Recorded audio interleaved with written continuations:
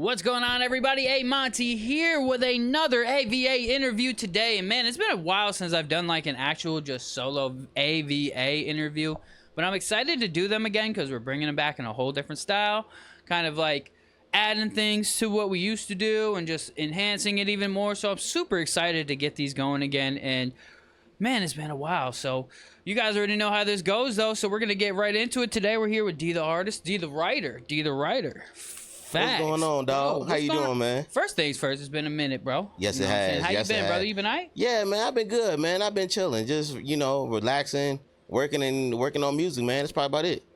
Damn right. I'm doing good, brother. I'm also, I just been working, bro.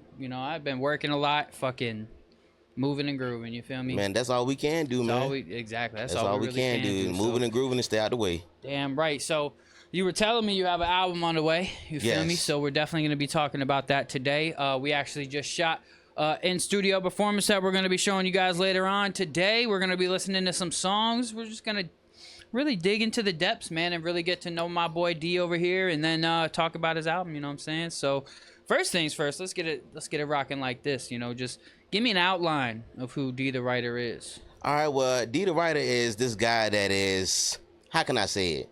Like very compassion, understanding, somebody that's laid back, but don't mind getting into his bag when he needs to. You feel what I'm saying? Damn right. Somebody that likes to take it to a whole nother level, especially, in the music business and outside of music business as well too. Damn right. So like, what are some of your ventures outside of the business, outside of music business? Do you have other hobbies or anything like? Yeah, man. I'm working on my clothing line, so we moved that back up.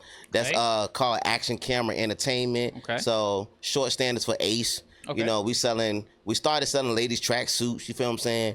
Now we about to boost it back up again. So, it fell off a little bit because, I was trying to focus on the music. Yeah. But now since I'm getting the music and everything back rolling, it's time to get back into I know best, which is, working on fashion. Damn right. And what got you interested in the fashion game?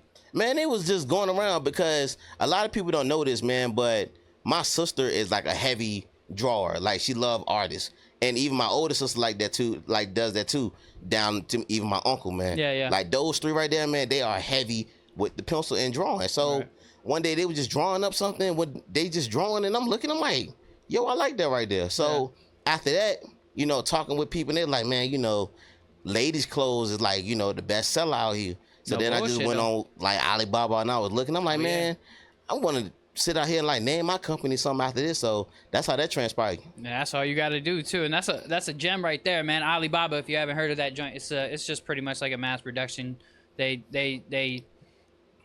sell in wholesale, you feel me? And they sell for the low ski for, businesses, anybody who's trying to brand their own shit. If you're a brand out there and you're trying to just sell like little fucking, bro, they got everything up there. They got everything, and you can brand anything on there. And it's so cheap, bro. Like you can sit up there, man, and they could be like, yeah, we'll send you 500 pieces for like $4.79 a piece. Shit, yeah. And like it's crazy. And like if you go to any other of these places and get 500 pieces, you bound to pay like 10,000, 15, 20,000. Yeah. You go on Alibaba, man, you get 500 pieces. That's probably like 1,500 for 500 pieces right there. Yeah, and I mean, all you have to do is just kind of know the quality of the stuff that you want, because they got all different types of stuff up there. Everything. If you want to get the super cheap shit, just know you're going to get the super cheap shit. Some stuff is going to be a little more pricey, but still, buying in bulk is, buying 200, 300, 500 at a time is going to be, in the long run, saving you than just buying 10 shirts at a time, making them, and then, you know what I'm saying, or just products, whatever, as a whole. Just buying in bulk always saves you money in the long run, because, companies just be like that. But so tell me, I want to get a little bit, I want to take a step back first. Okay. You know what I'm saying? And kind of learn about who you were before all of this. I want to know a little bit about your childhood. What was that like for you? Did you have a rough one? Was it pretty easy for you? Tell me. I could say my childhood was a little bit of both. Okay. You feel what I'm saying? Like growing up, I had both parents until my parents divorced. Okay. So growing up, just living with my moms and going back and forth to my dad's, that was a struggle by itself. How old were you when they divorced? I would say maybe like 6, 7. Damn. Yeah. So still fairly young. Yep, still fairly young. Okay. And that was probably like the roughest path. And with me just growing up, man, I'm a sport fanatic. Like, Yes, of course I did. Draft books and shit. Man, I was crazy, man. With the parlays and all that. Yep, I love it, man. I love it. I'm just a sport fanatic. Like I'm always. I was living in apartments, man, and you know, especially on weekends or even after school, we ain't got nothing to do. That basketball court at the apartments, man, always jumping. I had a neighbor that stayed literally across the street from us that had like this big field, man, and like literally 30, 40 people from the apartments every weekend always go to that dude's house, and it's a crazy football game in the middle of his front yard or either on the side or in the backyard. He got the basketball court, got tournaments going on, everything like that, man. Where are you from? Denver, Virginia, so Sarah County. So is that like up western part of Virginia? That's like on the other side of like near Winsburg. Oh shit. No near literally like if you take the ferry from Winsburg across, you're literally right there in Sarah County. I ain't even know there. Oh, Surrey. Like Surrey, right across the goddamn. You can get there from like going like James River. And shit. From Smithfield. Yeah. I know what you're talking about. I'm right there. Yeah. See, that's kind of like the country out there a little bit. Boy, what, man? Ain't nothing but trees. See, I love that type of shit. Though, ain't nothing but trees. I'm from the country, so that's honestly like I had went out across that way to drop my homegirl off one day, man. I was like, this don't look too bad over here. This shit look kind of peaceful. Bro, and it is, bro. It's very peaceful, man, because a lot of people don't understand, especially people that live in the city. It's cheaper to live in the country, man. Like, it really is cheaper to live in the country, man. Now you see, like, a lot of young people that's my age and etc. They getting apartments in the city because now they're trying to build their money up. But when you paying between $1,500 and $2,000, that's, you know, you can look at it by like paying a mortgage, and your mortgage need to be between like $980 and $1,500, and you just got a 4-bedroom house. That's now yours. I think a lot of people they live in the cities for the convenience. You know, like it's closer to everything. You don't have to drive 15, 20 minutes to the store. But it's like with the cost of how much it is to live in a city, and like the size of the apartment or whatever you're gonna get within that city is gonna be so much less than like living in the country. I know just from being from like the mountains. I was from deep in the mountains and shit. Like, yeah, it seemed a hell of a lot cheaper to live in that type of environment than trying to live out in the city. I mean, yeah, because I guess I've lived in both, but because we only moved down here because the recession happened. You know, and when the recession happened in 2008, that shit fucked up a lot of people, you feel me? So, and my parents being included, because they both had their own businesses at the time, and it fucked them both up. So we ended up moving down here and shit. But yeah, man, I miss the country, bro. And like you said, you hit it on the nose, man. Like, the country, it just is far away from something. Because, like, Surrey County, man, is, how can I say this? It's like you got to catch a ferry to get to your nearest food line or Walmart, or you gotta drive like an extra 30 or 35 minutes just to go to a Kroger, or you gotta drive if you want to go to a mall or something like that. You gotta drive like an hour and a half, and some change just to get to the mall. But that was pretty much it's just living in the country, man. It's peaceful. You don't have no drama. You don't have no problems. Exactly. Anything. You have a party out there. Don't nobody give a fuck. Don't nobody, man. Your neighbors might just come over and be like, "Yo, can I get a beer?" Like, every day. For real. That's really what it was for us too. Like, cause growing up, we had our own property and shit. We had woods all around us. We had some neighbors, but like we weren't on top of each other. You feel me? We all had a little space in between, had our own yards and all that. You know, so, and whenever we had parties, bro, it was just our one neighbors across the creek. They were assholes, but they've always been assholes. All of our other neighbors, shit, they would just come over to the parties and party with us. Exactly. You know what I'm saying? I mean, our one neighbors, their mom was pretty into drugs and all that shit. And across the street, they were also pretty into drugs. But point being, they came and party with us. You're right. So, that's what I said. That's the best thing about living out there, man. And them country girls. Jesus. Boy. Man, don't what? Get me started on them country. Exactly. I ain't gonna hold you, bro. I've lived my life and I've dated all types of women, right? Country girls definitely take the bid. Just because, like, they're just very ditzy for the most part, but fun. Right. You know what I'm saying? And that's why I say, you know, country women are the best ones. Like, I would say, like, the one that I'm with right now, she got that city swag. But I'm trying to tell you, man, you can definitely hear that countryness in her, man. And especially when she start cooking. Oh my goodness gracious, boy! What? They know how to flavor it up. Yes, you know flavor the food up, man. And it's crazy though. I'm about to make you laugh right here. Her favorite meal that I like, bro, 2 favorites is her mac and cheese and her string beans, bro. I believe it. I don't know what she put in them string beans, boy, with them James. Well, how'd she make the mac and cheese though? Man, bro, homemade. Yes, Homemade, bro. She do the bread on top and shit? Man, bro, killing it. Block Velveeta cheese, the block one, cut it up, man. Add the evaporating milk, the butter, the salt, the pepper, slide it in the slide it in the oven, 375, yeah. Come out, man. Yeah, I ain't even gonna hold you. Like, don't get me wrong, I love a nice, like, creamy mac and cheese, but I also like it when it's a little drier too sometimes. Like, but the cheese has to be like a good, like, crummy, like it's got to be a lot of breadcrumb on top and shit. If it doesn't have a lot of that, then I need it to just be mad cheesy. But if it's got the breadcrumbs on the top, I like it being a little drier. And like hers, man, it's just like when you get that scoop, man, you just see that cheese pull up, boy. That's the right time, bro. That's the right time right there. Gotta love food, you feel me? Don't worry, Thanksgiving coming. Thanksgiving is on its way. Let's get past Halloween. Thanksgiving on the way. No, see, my birthday coming up, and when it comes to my birthday, I get to eat what I want. I tell my parents to cook me something, they gonna cook that shit. Hell yeah, I'm Come on down. Because I'm a... Anyway, all right, enough about food, guys.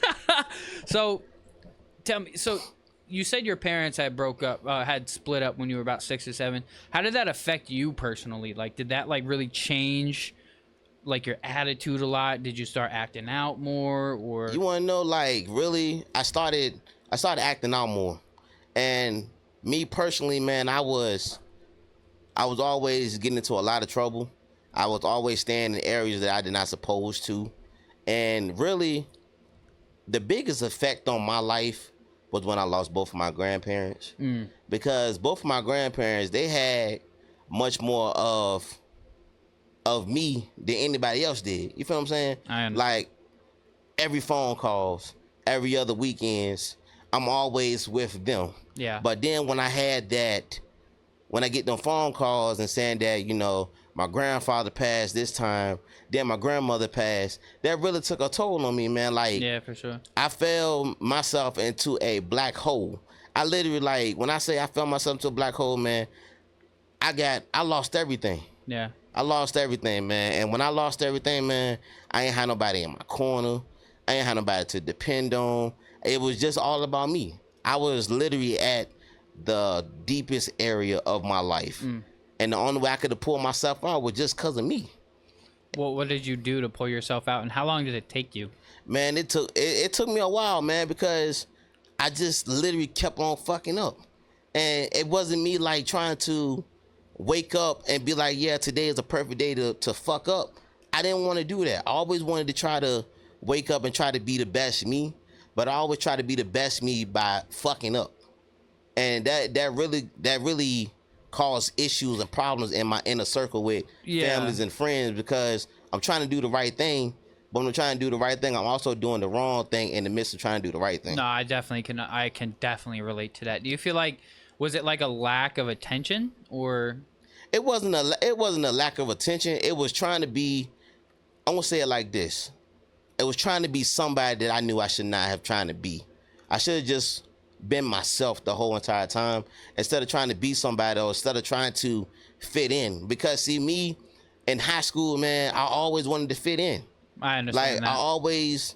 I see the kids coming in, fresh J's on, they got the fly girlfriends, but every time when they see me, I'm the ugly guy. I'm heavy set. I can't do this, I can't do that. So I always did bullshit to try to fit in with the crowd, instead of just being myself and accept me and allow somebody to accept me for who I am now. Yeah. That's why I go back to say about the lady that I'm with right now. Yeah. I ain't gonna sit up here and tell no lie. I fuck up. You feel what I'm saying? Yeah, I fuck up, and I fuck up on a regular day basis. We all do. You feel what I'm saying? But the thing about it is that I don't want to sit up there and continue fucking up with her, because I know that I may lose her down the line.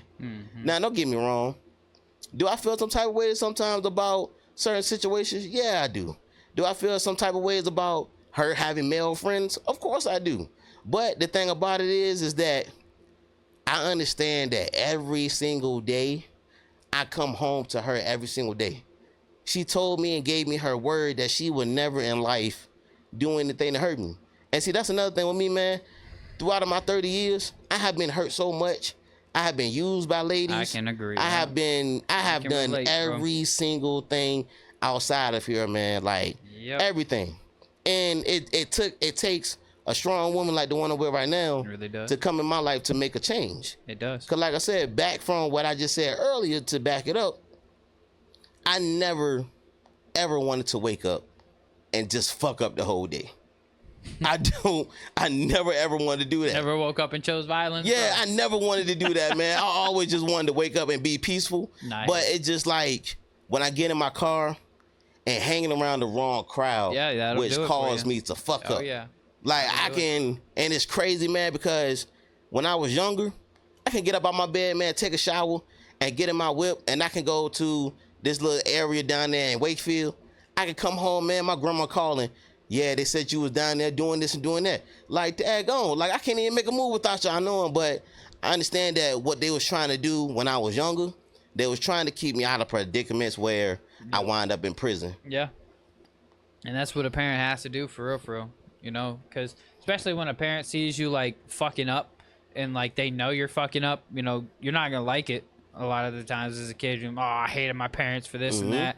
But for real, they were just protecting you from the world. Right. You know what I'm saying? Because especially being around, you know, being around certain environments and certain people, they can really just put you into some shitty situations. Because I know when I was in, like, 12th grade, I started hanging around, you know, bad kids, drugs, and all this extra shit, you feel me? And it was just not as enjoyable as I thought it was. You know what I mean? And especially hanging around with the people it was more drama than anything. You feel me? And it's just like more people getting in trouble, and I lost my scholarships and just all this just from hanging around the wrong people. So I definitely can relate to that shit, man. And the fitting in part. Right. Because I was the same way in school. Like when I moved down here, I quit doing a lot of stuff that I did, like choir and all this stuff that I was doing upstate New York. I didn't do it down here because I felt intimidated. I was scared. I didn't think I was going to be as athletic as all the kids here because I'm from all these white fucking redneck kids, and I came down to Phoebus where it was all fucking tall, brawling black kids, and now I'm just like, oh, fuck, man, I'm not about to be able to ball with them, or I'm not playing football with these motherfuckers. I was not big enough. Exactly. I wasn't trying to get killed out there, bro. Exactly. Fuck that. Where I was from, shit, my football team, we had like 20 kids. Man, don't feel bad. I think ours, the most we had on ours was probably about 30, 35 on ours. Man, I remember. Because my graduating class was like, I think like either like between like 49 and 53 for my graduating class. Yeah. I was small. We were small, man. Yeah, my old school was, we had a lot of kids. It was just a lot of kids didn't want to play football. Like a lot of the bigger kids, especially like the bigger, more brawler kids that we had, they were just nerdy kids who played like fucking card games at lunch and shit. You know, those kids, you feel me? So like none of them really wanted to play football, and so our football team was ass, bro. We had 20, I think it was 22 kids the one year. We had kids who had to play offense and defense. Same for us. Did not get any type of sit down time, nothing. You know what I'm saying? That shit was rough. Yep, I remember we wanted to go play at school, and they forfeited because they didn't think we had enough players. They didn't want to play us because they had 56 and we had 22. And they didn't want to play us. Well, I was like, y'all are about to just squander us. Like, we're sucked. This is just practice for y'all. Just take the dub. Yep, like, just take terrible. Just take the dub, yo. Bro, my school football team was like fucking 0-32. Like, we fucking went like 4 or 5 years without a win, bro. It was bad. Like, and that's what I said back in my high school days, man. Like playing football, man. Everybody, it's crazy though because they had a rule back in high school. If you go out for football, and then you know you can't handle it and you can't quit, you can't do another sport that entire year. Because the thing about it is that during football season was band season. And we get people that come out there to play football, but then they know they can't handle it, they'll quit and they'll go join the band.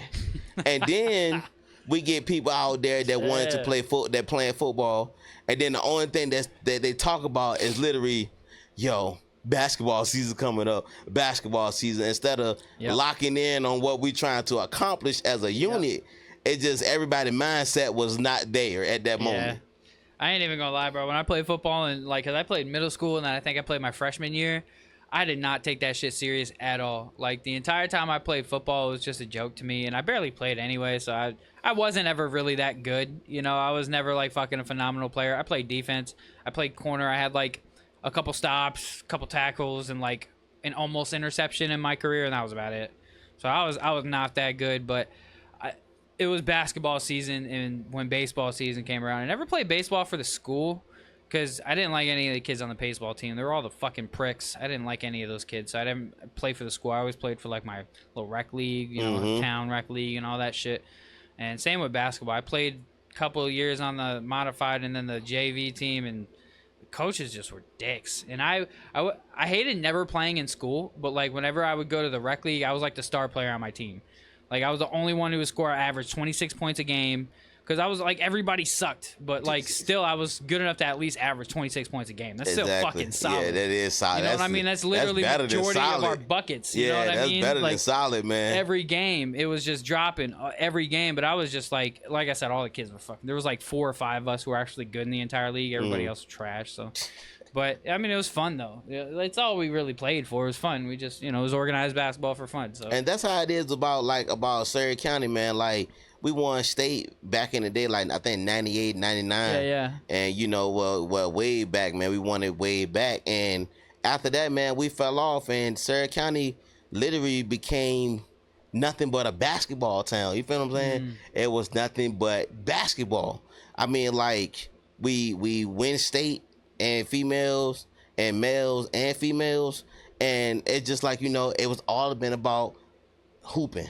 Yeah. Like, it's always been about the running Cougars. It's always been about the running Cougars. Then I think like 2013, 2014, that's when our football team did like a dramatic thing that we never seen. I think they went 10-1 or 9-2 or something like that. We never seen that throughout the years. Yeah. Because my senior year, I think we went 4-8 or either 5-7 or something like that, and we made the first round playoffs then and lost to I don't know if you heard this county, but called Matthews County.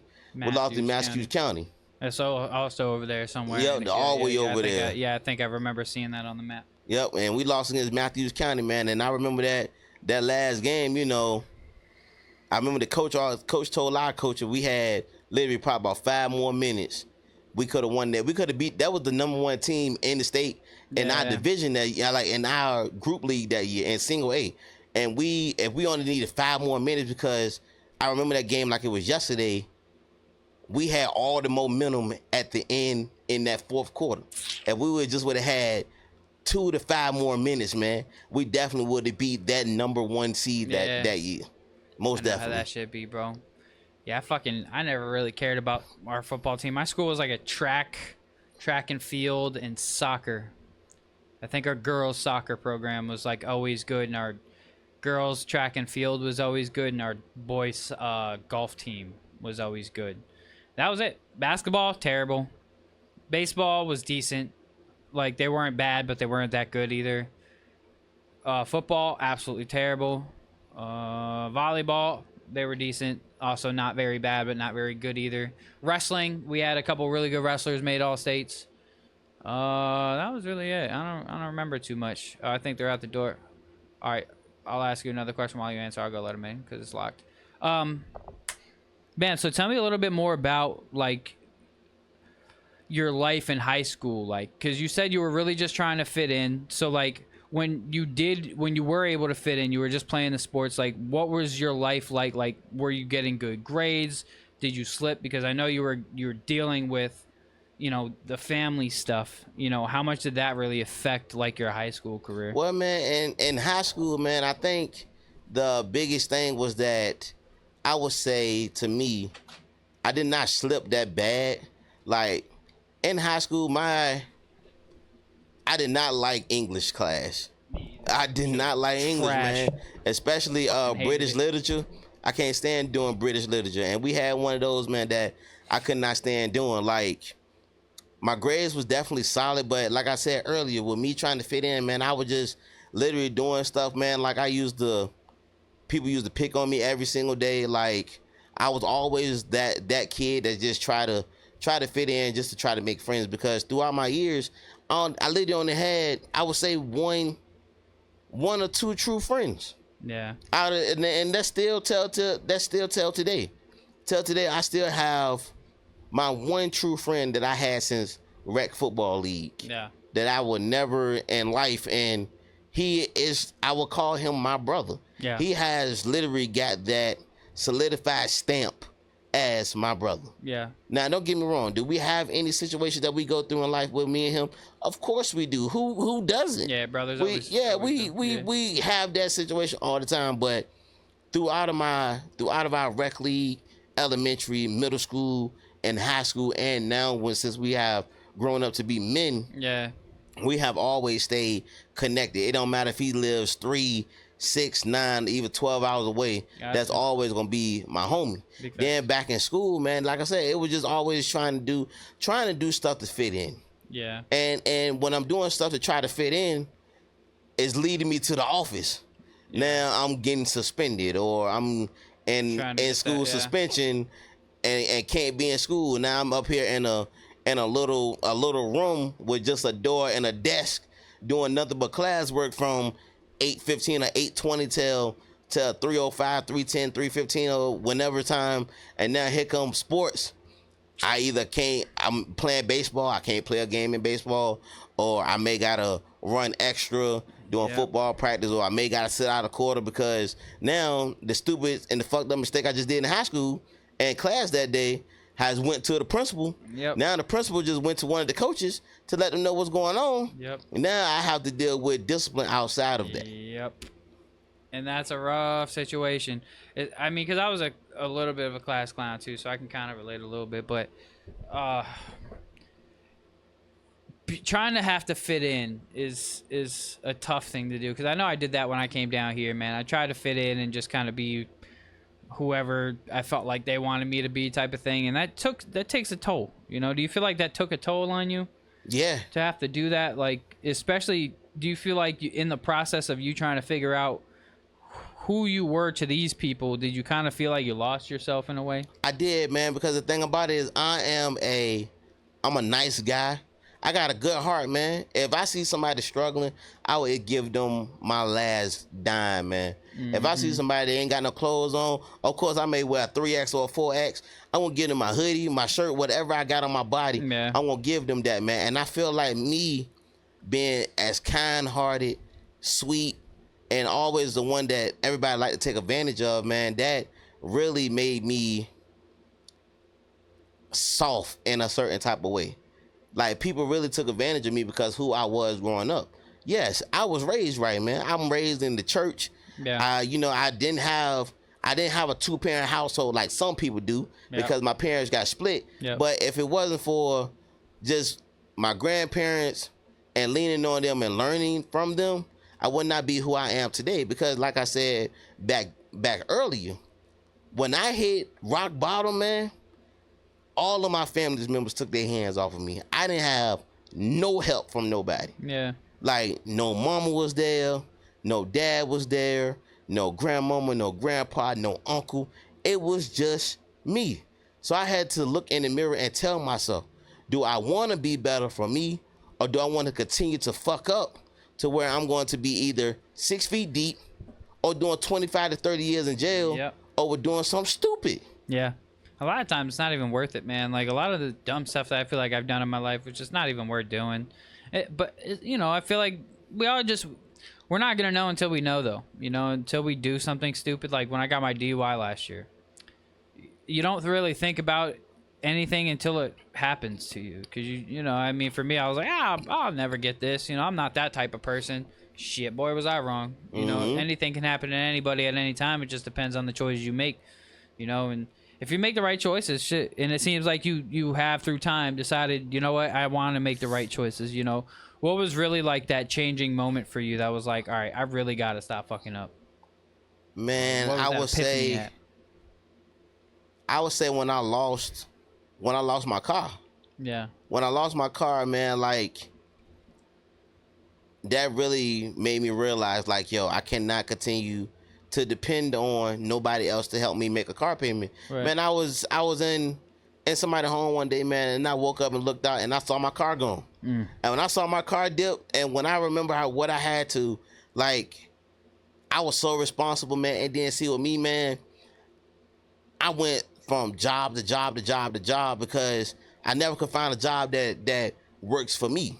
Like, in my mind, I'm a hustler in my mind. Okay. But in my heart and my spirit, man, I love doing talking to people. Okay. So I feel like my passion is definitely in the music, but it's also in doing retail. Yeah. Because I love talking to people, and especially talking about, you know, what we got, what we offering, what brand is this, and etc. Yeah. So literally the part that pulled me out of it, man, was throughout everybody in my life, my great grandfather was the one that never took his hands off of me. Okay. And that man now is 101 years old.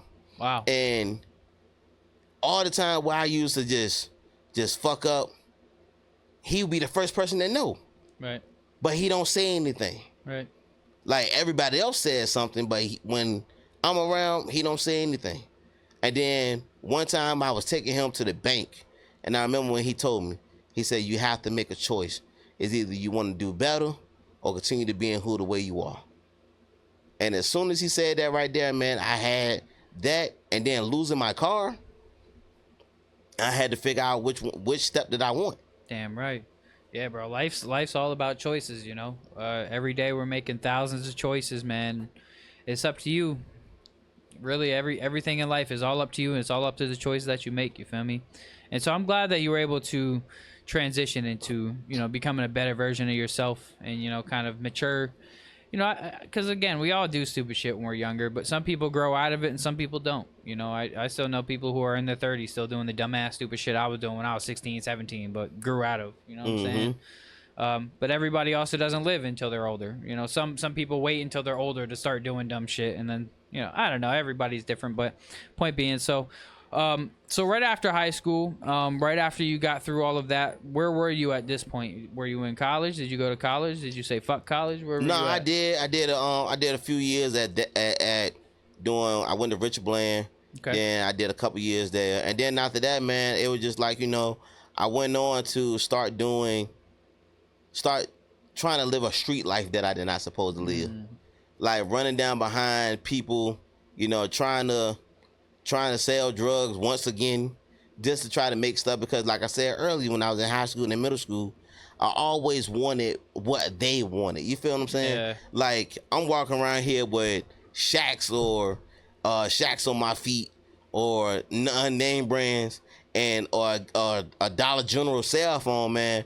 I'm looking at kids, Jordans, Nikes, man, Adidas, the Razors phones, the Sidekicks, and I'm walking around here with a phone where I can flip open, and I only can use it after 7 o'clock or after 9 o'clock. Yeah. So I wanted what they wanted. Yeah. You know what's crazy is that, like, you realize this when, I mean, me personally, I realize when I get older, buying kids in developmental year ages high-end clothes is the biggest waste of money ever. So, like, buying a fucking 2-year-old Gucci, buying a 3-year-old a Versace outfit, or fucking Jordan shoes that cost $200, such a fucking waste of money. Like, for me personally, and I say that because, like, I'm the type of person where if I buy something, I'm gonna be wearing that shit until that shit don't either rips, I lose it, someone takes it, or it just don't fit me no more. Like, I've had so many of the outfits and shirts and shit that I've had for years because it still fits. I wash it. Exactly. You feel me? And because I remember being a kid and seeing, you know, a lot of kids around me, especially some of, like, the little fucking rich pricks, they would have all this stuff that I wish I had. But a lot of it, you realize, like, you see them wear it a few times and never wear it again. It's like, what's the point of that? Me personally, if my mom bought me, I was never an expensive guy, bro. I was always a very cheap guy. But if my mom bought me some fucking DCs or some shoes or something, I'm wearing that shit all year, everywhere I go. Like, I'm making at least them worth the money that we just spent. You feel me? Yeah, I understand completely. It was just me. I just always felt like that was stupid. So now from this point, we've kind of gone through all of our bad experiences, and we're kind of maturing out. Where did the music come from? Like, where did the interest in the music come from? Well, the interest, man, and it's crazy because before I was born, man, my dad was a DJ, man. So he was a Marine, and then he also did DJing, and then also my other uncle was a DJ as well. Okay. Like, he does music. So one day, I think I was in 7th grade. I remember her name. I think her name was Miss Oakley, if I'm not mistaken. And it was a poetry contest. that was going on. And I remember one time I was sitting at the kitchen table with my mom when I was like, yo, I want to do this. Like, I need help. So me and my mother, we wrote a poem that got selected to be in the greatest world books of poems by me. And I sent it off, and it was talking about a mother's love for a child. Okay.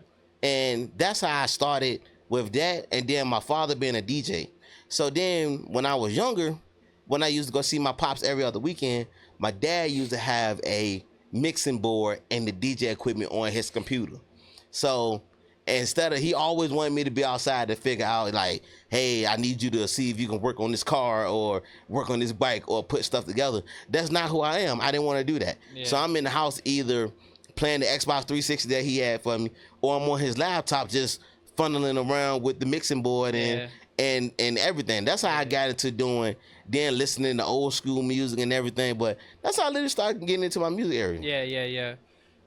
Because my pops, he had a small little stunt where he was DJing too. So we have like a whole, now we got some shit at the cribbo, and it's like a whole fucking DJ setup that just sits there and collects dust. But DJing is fun for a short amount of time, for like 10 minutes, and then I get bored. I used to DJ parties and shit all the time, and events and all that shit.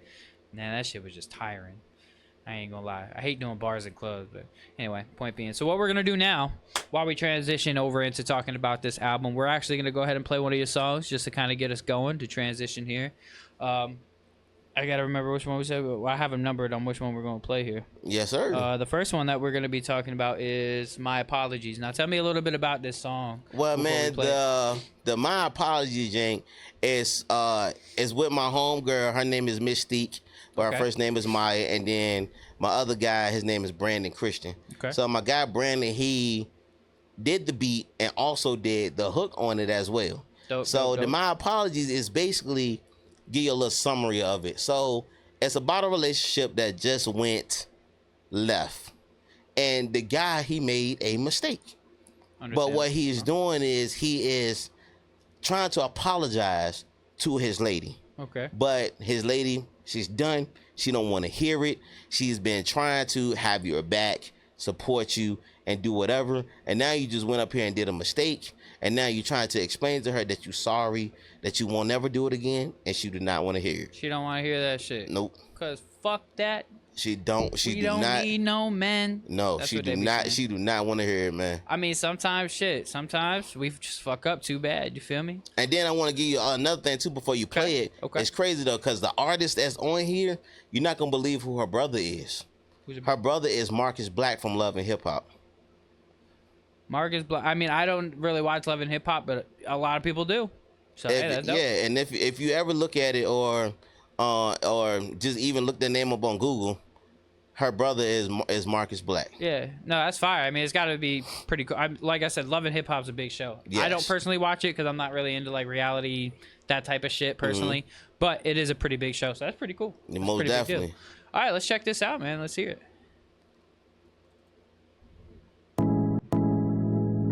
Hey Drew, this is Taurus.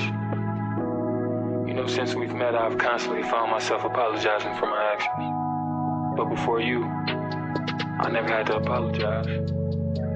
I resided in this world where I lived on such a pedestal, so I didn't realize how much of a monster I had become while trying to protect my heart. And then you entered my life and held up this mirror, forcing me to see myself for the first time. And I'll be honest, I didn't like what I saw.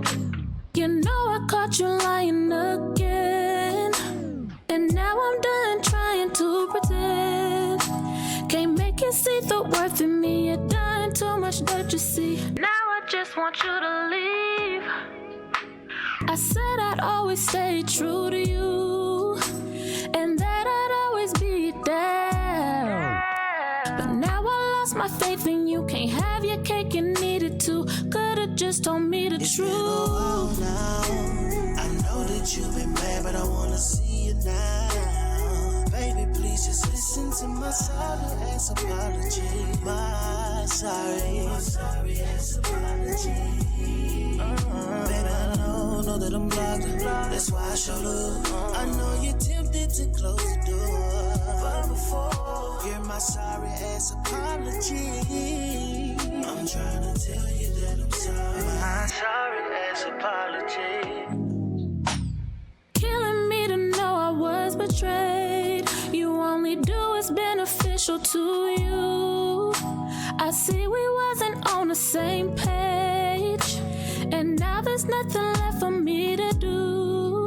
Now you're trying to apologize. You made your bed, now you gotta see it through. And in time I may forgive you. Right now I just need space from you. Need some time away from you. It's been a while now. I know that you've been mad, but I wanna see you now. Baby, please just listen to my sorry ass apology. My sorry ass apology. Baby, I know that I'm blocked.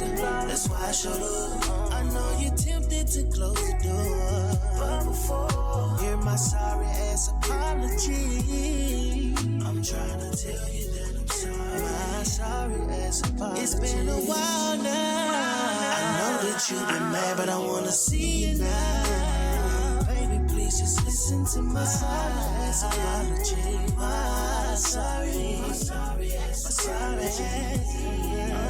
Baby, I know that I'm blocked.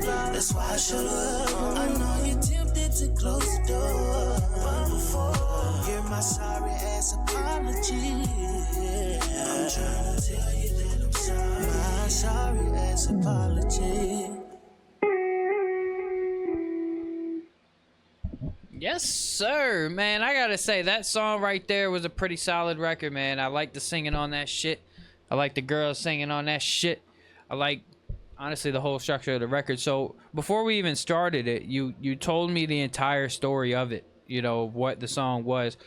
How important is it to you to have a story within, or like to write stories within your music, or to make sure that you have a visual representation of what a song means to somebody? Like, how important is that to you? That's highly important, because you want to know why I say that's important, man, is because all of my music comes from situations that I deal with. It's got to, man. So if I come back and I go through a bad breakup, man, I'm sitting up, I'm literally about to write 5 songs about this breakup, yo. And it's literally like, I may write a nasty diss track about you, talking about how the way you hurt me. Yep. Then I may come up there and write like an emotional one when I'm sitting up there and like about the feel. Exactly.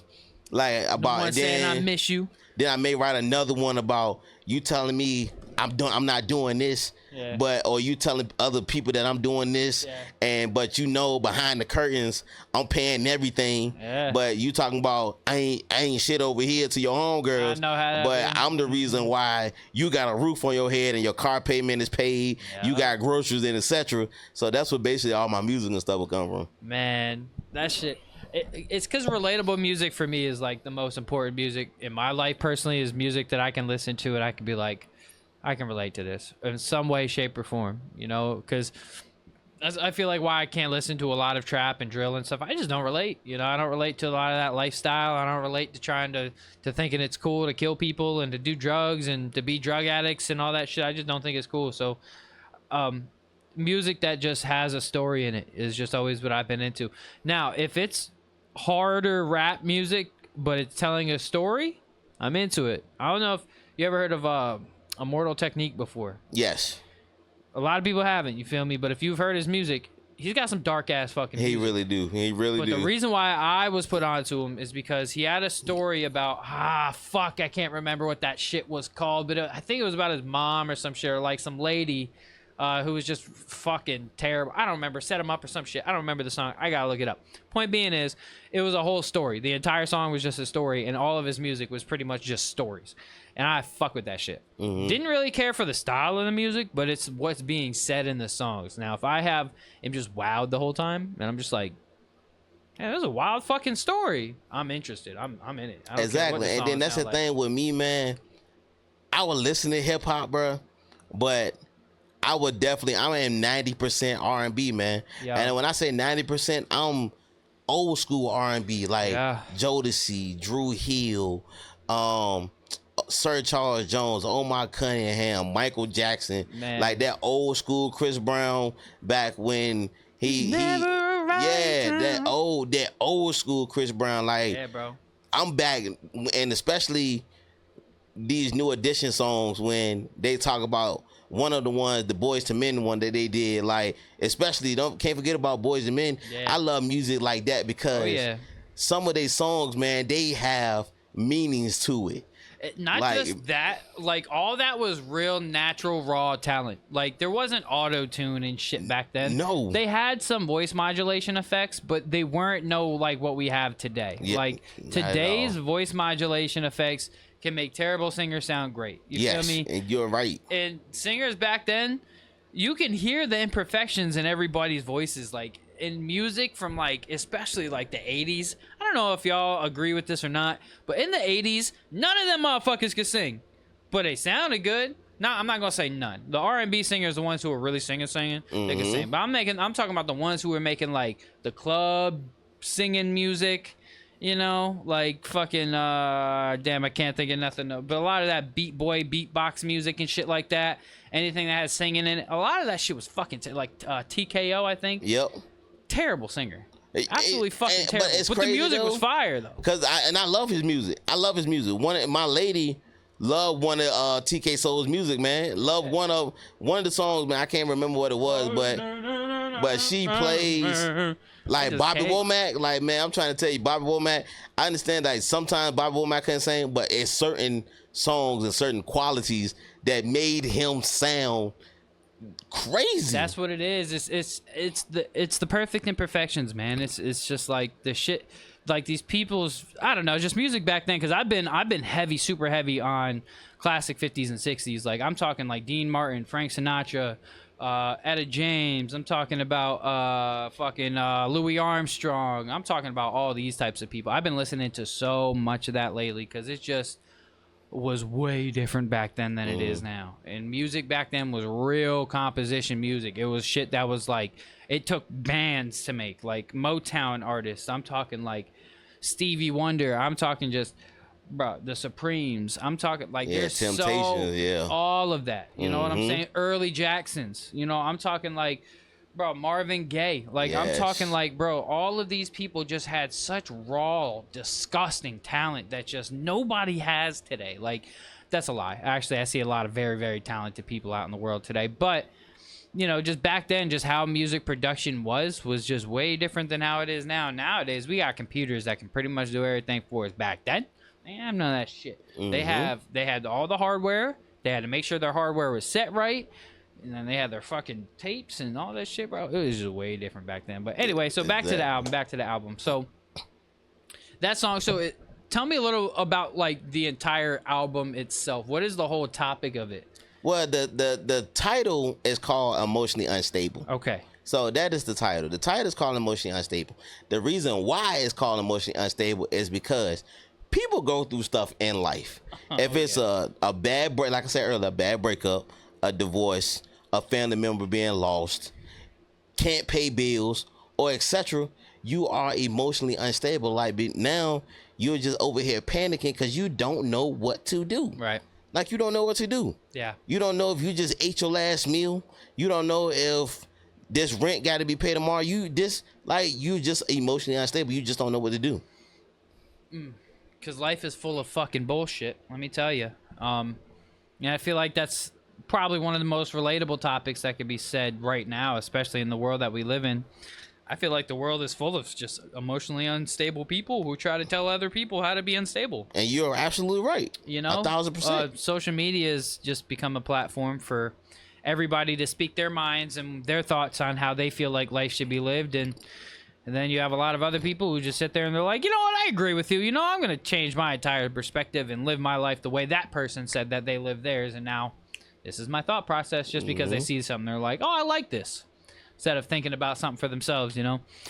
So being emotionally unstable is the story of a lot of people's lives and something that's very relatable. And what made you want to go that route with it? Like I said, because I go through certain things throughout my life that has made me emotionally unstable. That has made me change from the person that I normally used to be to somebody that who I am now. And it just, I don't like going back and forth in the flip-flops.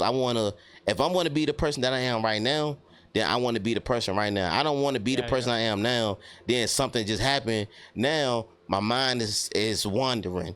Now, like, my mind may be telling me to go do this, but now my heart is telling me to do something else. So now, like, I'm in the middle of, should I do it? Should I not do it? Should I do it? Should I not do it? Yeah. And now, like, I'm about to just start getting emotional, and now I'm about to just have, like, a crazy breakdown because I just don't know what to do. So how many songs are on this album? 13. 13 songs, okay.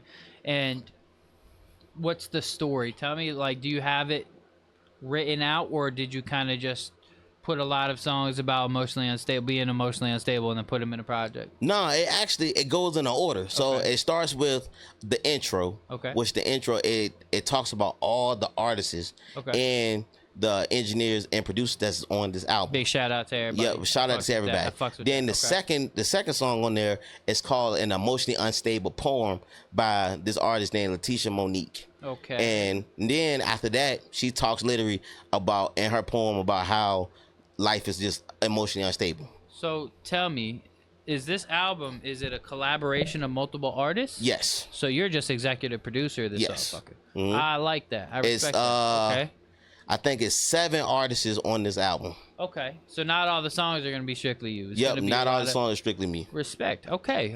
This is new info to me. I mean, I kind of figured when I saw the different artists up there, but I didn't know if they were just features or whatnot. Nah, every artist has a different song. So you may find one song up there that can just be strictly just one artist. But I did the material. I wrote the material. Wrote it and produced it. Yeah, and executive basically producer everything. of the album. Yeah, yeah, absolutely. So we have you said our first song was about being emotionally stable. I just want to go through kind of like the list of songs and then kind of just give me a brief description of each if you can. I got you. So then after the poem by Miss Letitia, then you have the Hurt Me So Deep by Mystique. Now the Hurt Me So Deep, it talks about the guy that just literally broke her heart. And how the way he broke it to the point where you hurt me so deep, and there's no coming back from that. There's no coming back from that. Then the next one which was My Apologies with the same girl and my man Brandon. That one right there, you hear how Brandon is trying to explain to her, like, yo, I'm literally sorry. Like, I don't know what. Yeah, she like, having that. She's not. It's over. Yeah. Like, I'm not having it. After that one, you get into the one by my man Naveed. It's called So Much Pain. He talks about being a young black man from the streets going through a lot of stuff, a lot of pain, in and out, just literally so much, even down to a dark place that he goes through. After the So Much Pain, you get into Space. Space is literally where you have a significant other that you just don't want to be bothered with them no more. Like, you're tired of them popping up. You're tired of them keep on calling. Like, I need my space. Leave me alone. I need some time to breathe. I need some time to think. I just need some time to myself, because when you're bothering me, I don't have no peace. Like, just give me 10 feet of space. But, like, just leave me alone, because I need that by myself. Yeah, I just want to just quick thing.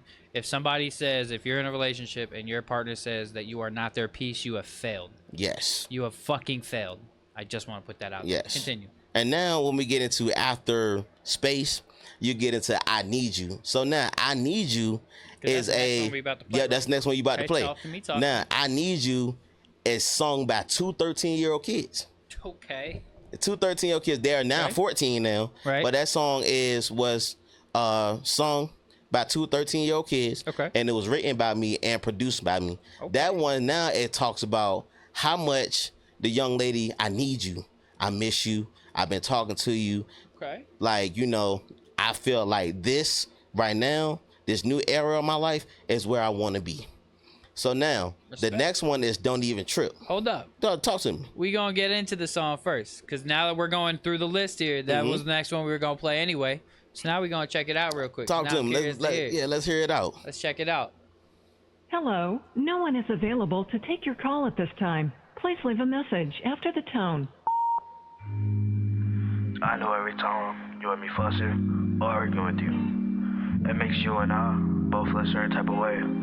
But it's just my way. I'm telling myself how much I miss you, how much I need you. You are someone special to me, and I don't want to lose you over nothing.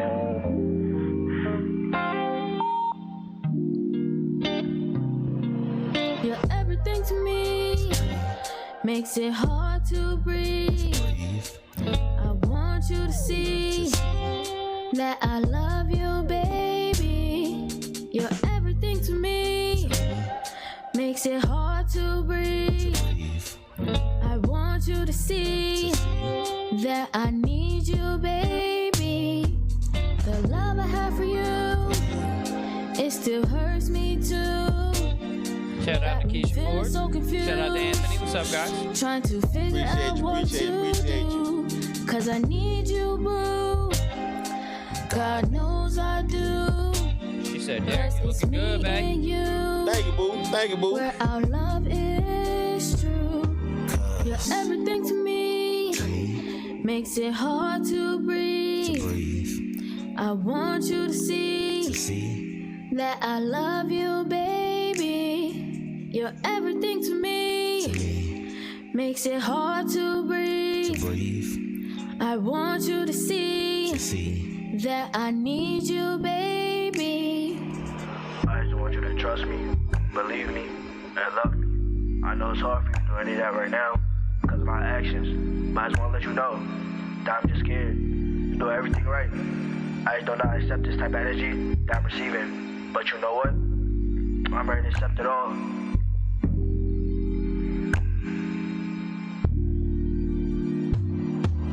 I see you, babe. I see you. I miss you, babe. I miss you. I love you, babe. I need you, baby. I see you, babe. I miss you, babe. I love you, babe. I need you, baby. You're everything to me. Makes it hard to breathe. I want you to see that I love you, baby. You're everything to me. Makes it hard to breathe. I want you to see that I need you, baby. I never hurt you. I never leave you. I need you. I love you. Okay, for some 13-year-olds ain't sounding too damn bad at all, I gotta say. I mean, the young girl's got a nice voice, man. She's got definitely a decent voice. I think the dude was just saying the words up there, right? Yeah, that was her brother. Oh, okay. Yeah, that was her brother. That was a solid little record right there. So, what you say you wrote it? Yep. So where did that come from? That one, it actually, the inspiration came from her mother, because as you shout out to Keisha Ford, that's up there right now. That's my lady. That's my bass. So shout out to her. Shout out. And the kids that singing it are her kids. So it's basically talks about how much I need her, how much I miss her, how much I love her, and it just she gives me so much joy, man. Because a lot of people don't know about this background of this lady here. This lady has done so much for me since I have met her. Right. And she is the reason why she pushes me to be successful. Her, and then my other best friend that's like my brother, O.E. Tracy. That right there, man, those two and my man Dolo, those three right there, man, they pushed me to be who I am today. Good. And I'm glad, I honestly, and I genuinely mean this, and glad that you have the trio of people that you have in your life, because it's very important to have somebody, man. It's especially, they say every good man needs a good woman, you know what I mean? And to be honest with you, that's 100% true, you know, because I've just seen situations in my own personal life where the woman is always just down on the man, or always just brings him down, always has something negative to say, is always nagging him, is always just man, it's never anything positive coming out of your mouth. It's never anything that's upping him. It's never anything that makes him feel good. And when you're constantly putting a man down, or just putting anybody down, this isn't just for men, but if you're constantly putting somebody down, it's hard for them to be up, because they're always being kicked while they're down, or they're always just being pushed down and then kicked after you push them down, and it's just not the way to go.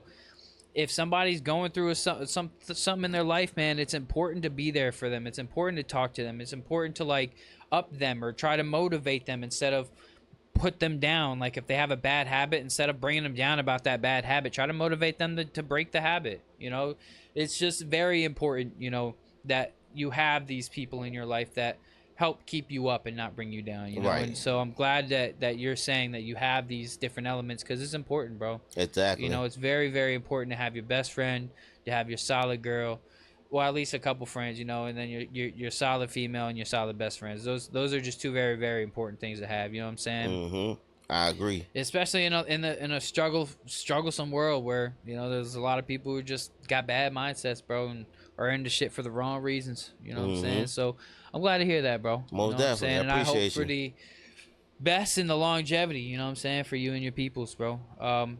So yeah, so that was a beautiful song, bro. Yep. Well written, well sung. You know, especially for some younger kids. You know, I'm sure inexperienced. Do they do choir or anything? Or She wants to get in there, but you know, it's up to her because now she's a freshman in high school, so it's up to her. We're trying to push her to see if she'll be able to do it. She should. So you're definitely going to hear on my next project. We're going to talk about that later on. She will actually be on that project. Okay, I like it, man. It's important to, if you're interested in music at all, take your high school time to do choir. I'm just gonna say my choir years, everything retained.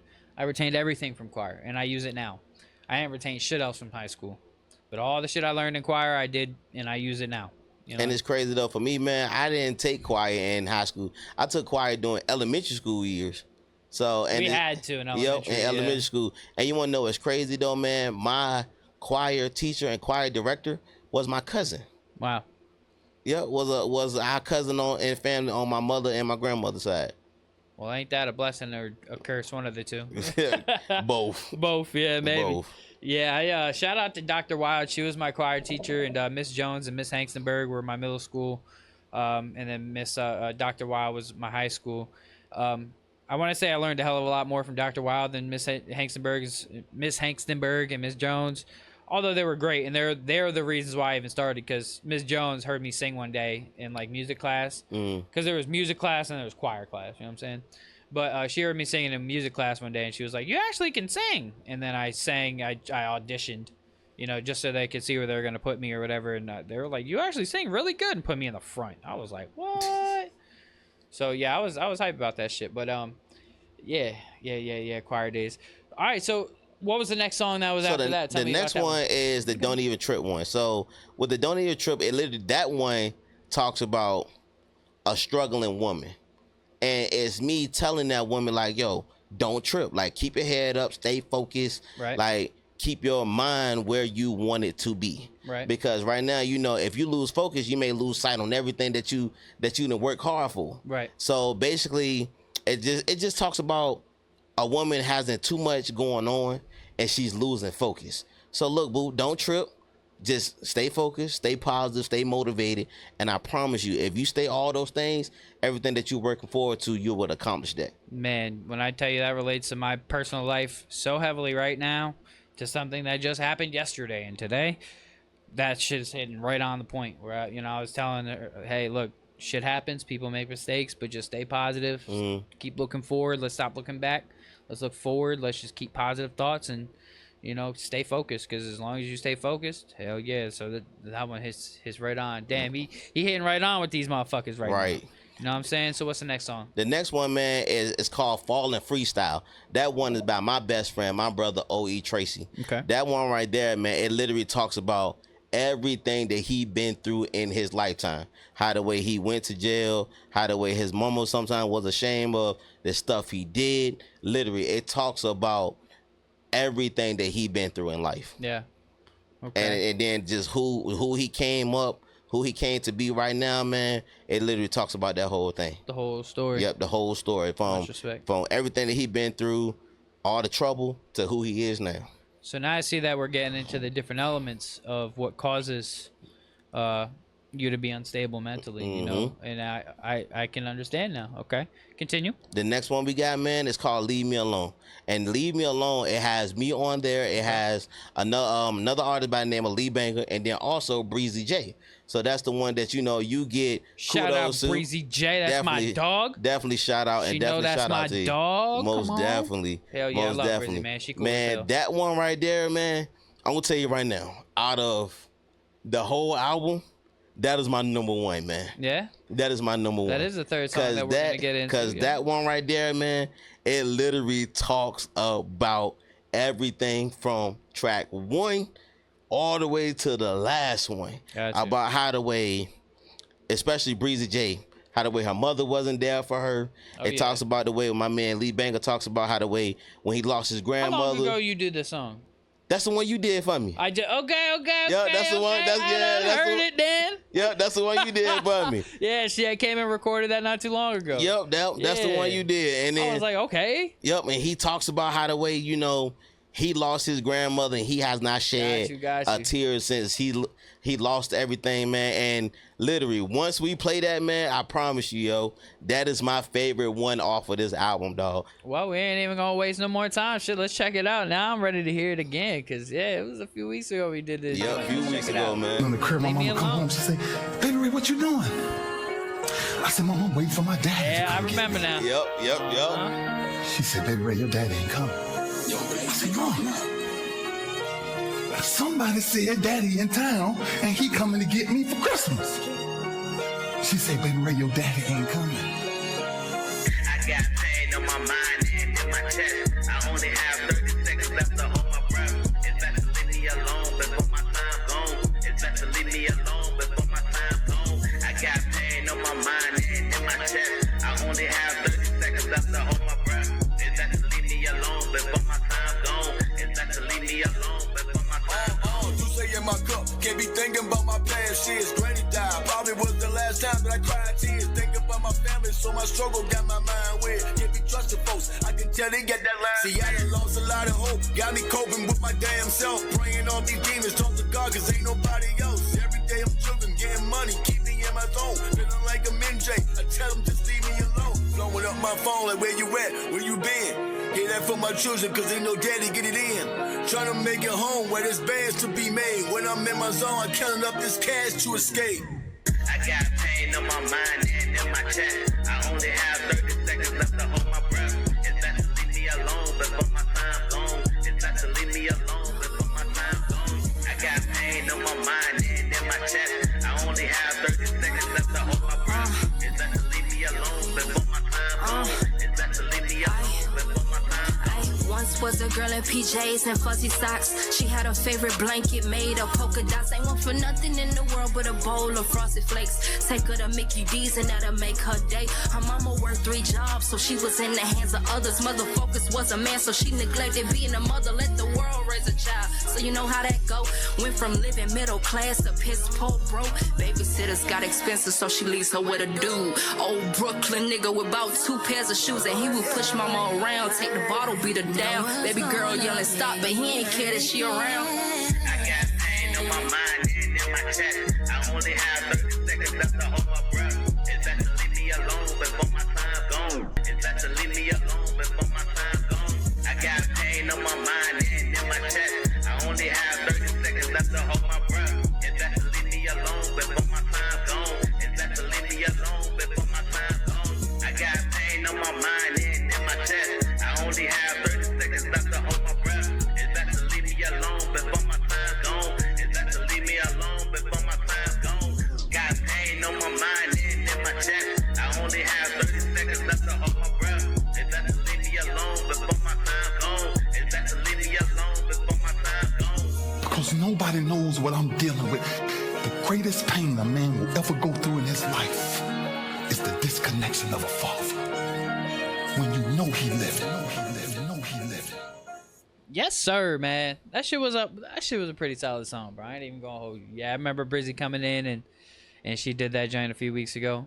Solid record, bro. Yeah, that's my favorite one off of there, man. And shout out to my man Lee Banger on there, bro, for doing his thing. And also, he's the one that did some my mixes on some of those too, man. So Yeah, shout out to definitely him, man. Definitely shout out to him, man. Damn right. Lee Banker, keep doing your thing, bro. Yeah, I see you in the chat. Shout out to you, my boy. Man, so now we're pretty deep into this. Was that the final song right there? No, we still got we got 2 more. So That's after what I Leave Me thought, okay. Alone, you have you got Attitude by my man thew. Okay. That one literally talks about, a woman having attitude problems and issues, and he trying Them to calm girls her. who just fucking mean all Basically. day, every day. Yep. Ugh. And that's what that one talks about there. And then Man. after that one, we get back into the poetry.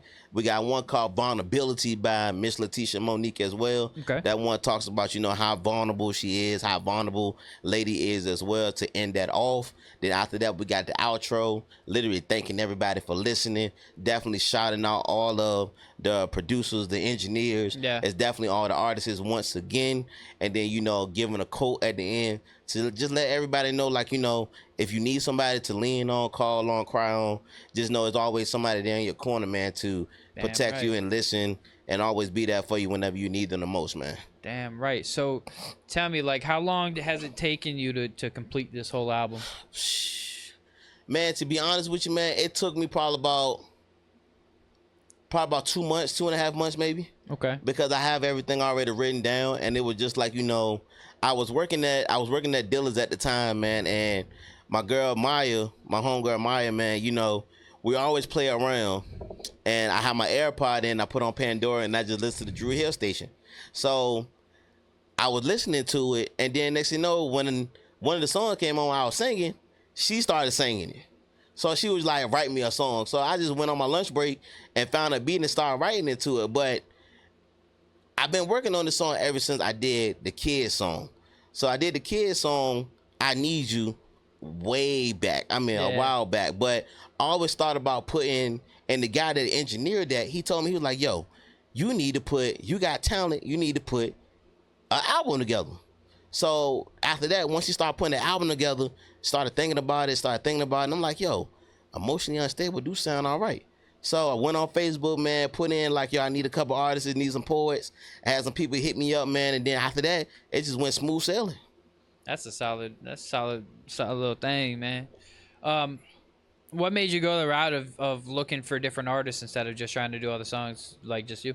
Nah, because the reason, man, Virginia has a lot of talented people, man. A lot of talented people that nobody know about. Damn right. You feel what I'm saying? And just like with this album right here, I put this album together, man, to let people know who these people are.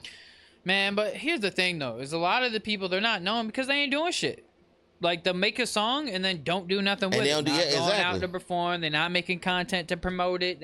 They'll put it out. They'll make a post. Oh, I just dropped a new song, guys. Go check it out. What do you think the world's about to go fucking check it out because you told them to? Mm-hmm. No. Sometimes you got to force your music into people's ears.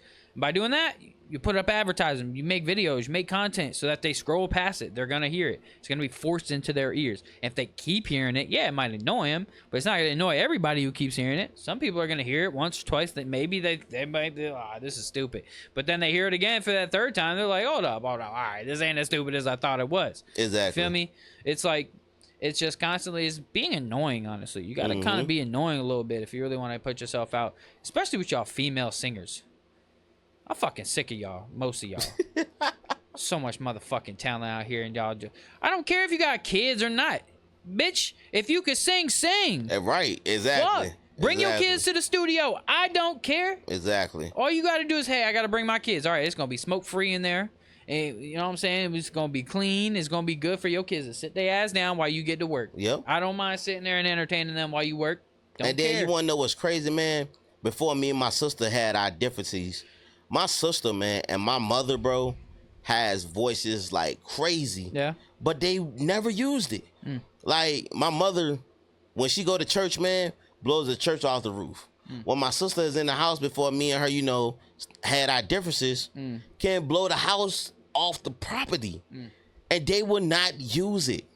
They don't use it. I mean, that's the unfortunate part is some people are just not passionate about it. Some people are super passionate about making music and they want to utilize, and then because I've heard a few singers, man, they're very good at singing, they're just not passionate about music, because music is just one of those things that it's just got to be in you. Exactly. You gotta have gotta have the energy. It's either you got it or you don't. It's either you got that whole fucking just music aura around you, or you just don't, you know. And because I have seen some like very talented people, or like could be talented people, and they're just not, because they just don't utilize, because they don't like to, you know. Just like, it's whatever, you know. I'm never gonna be a pop star. It's also like just disbelief in themselves. That's a whole different story. You're right. Anyway, so is the album out, or is it about to release? Or no, it's already out, man. Okay. It's on all streaming platforms: Spotify, Apple Music. Shoot, you can even go out there and find us on, make a TikTok too. Yeah. Snapchat, Instagram, you know, Facebook. It's out there. YouTube is under Dee The Writer, Emotionally Unstable. So you just type that in, and the album come right up, man. All 13 songs, the chorus, the intros, the outro. Everything's up there. Right, yeah, y'all gotta make sure to check that shit out. Do you have any shows or anything you're gonna be doing? I'm trying to put one together, man. Right now, man, I'm trying to put together a music video for Leave Me Alone, man. Okay. So just give y'all a quick background of how that is. Looking for like a therapist room, and basically it's gonna be laid out. I'm gonna be talking to the therapist, telling them what's going on. Then my man Lee gonna come in. Then Breezy gonna come in, talking to the therapist, and you know, just to let them know what's going on, let them know how they're feeling. You're gonna have a therapist over there in her chair with the glasses on, he or she with the little notepad and the pen, writing notes, taking notes, you know, letting them know. So basically, you know, we got a couple things coming up. I like that idea too. That's a good little idea. Feel me? You just have a whole therapy session there. Basically, yep, and it ain't nothing but a music video. And it fits. It fits the whole mold of the album. You know what I'm saying? So have you selected a single from the album that you're really gonna push? I haven't, man. Like the ones that I've really been my favorite ones, man, that's been so hard to me right now, bro, has been Hurt Me So Deep. Let's see, it's Hurt Me So Deep, My Apologies, Leave Me Alone, and Space. Those is my top 4 that I'm pushing right now.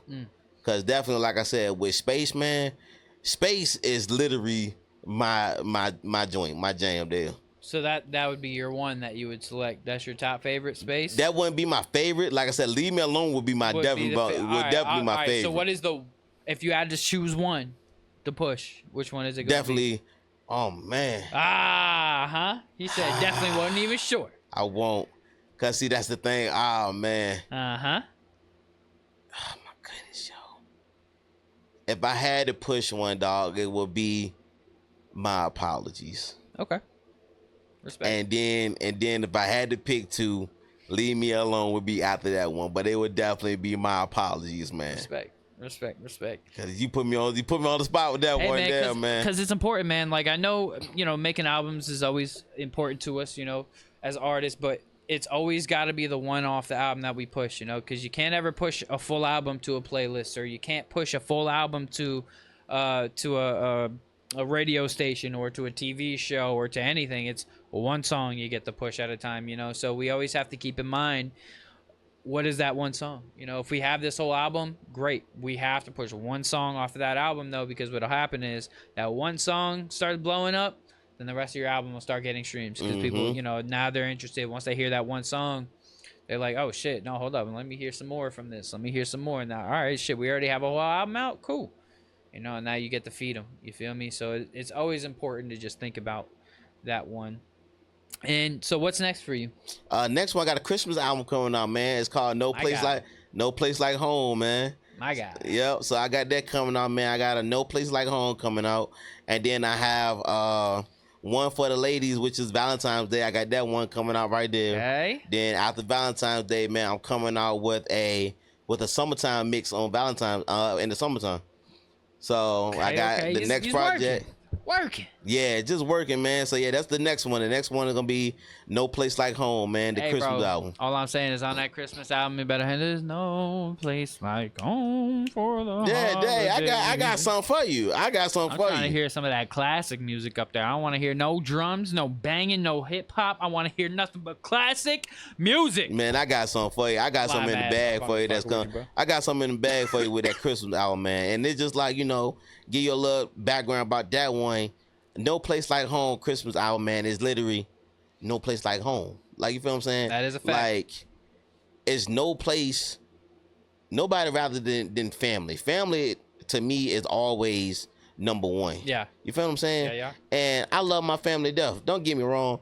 My family has they problems sometimes. But what family doesn't? Yeah, I was gonna say every family does. Every family does. You really ain't family if you don't have your issues. Right. You know, like I feel like we've all like I've fought my brothers before. I've got my ass beat by my brothers before, but I fought all my brothers, bro. You know, parents.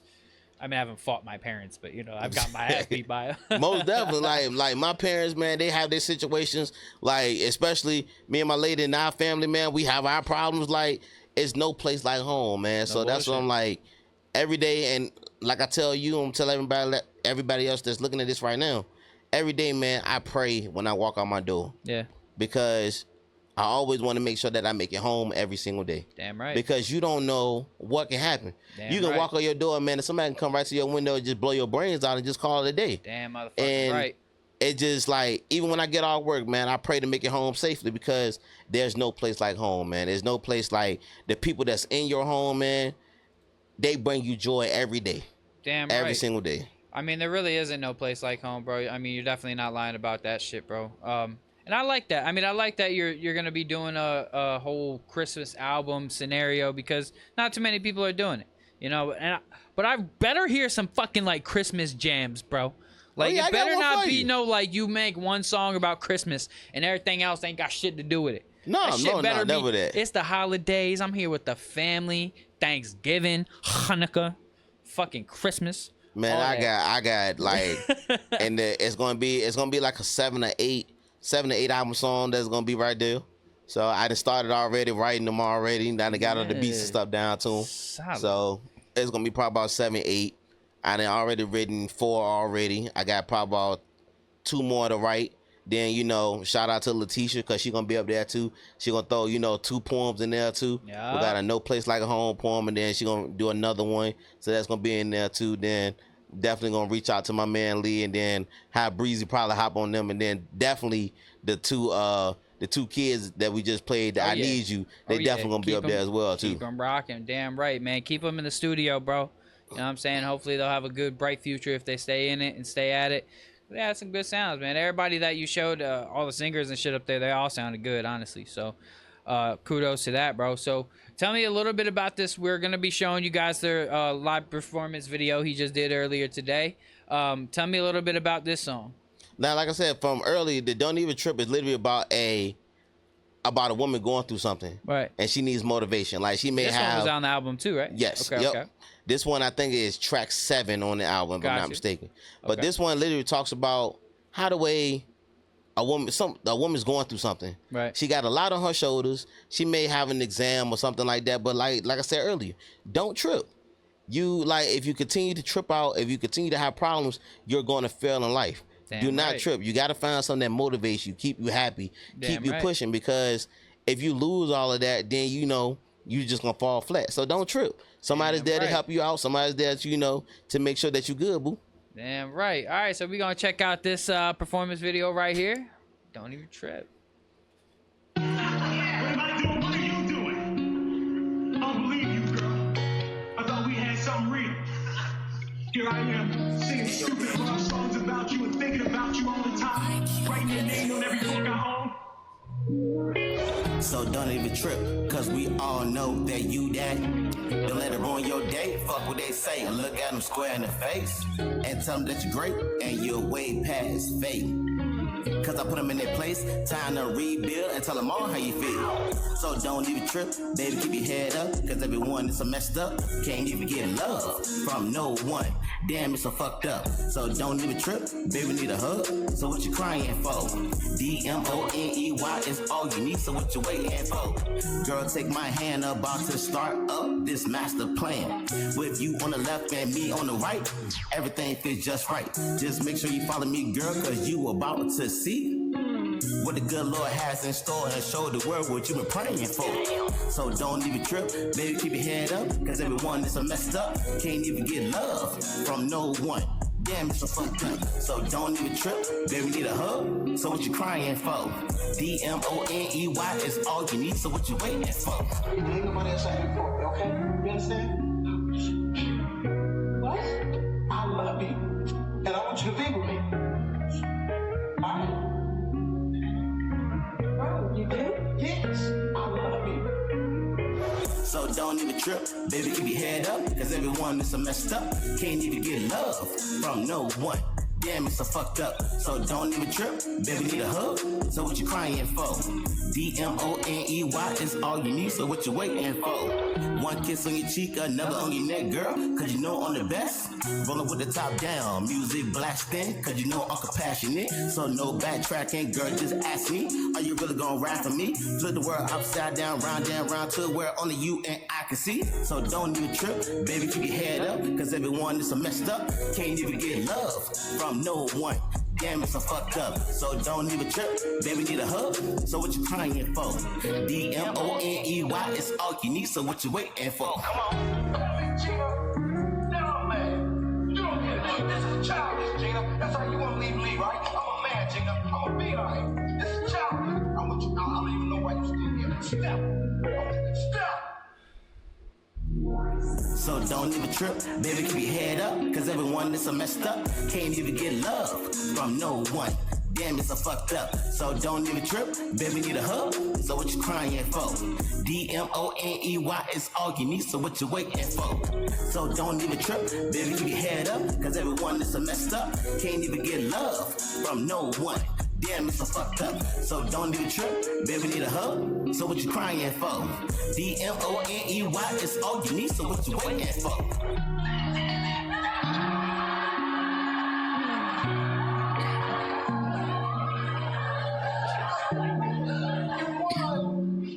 You won, baby. What? You won, damn.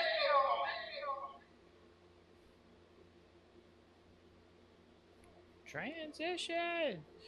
Aw, shit.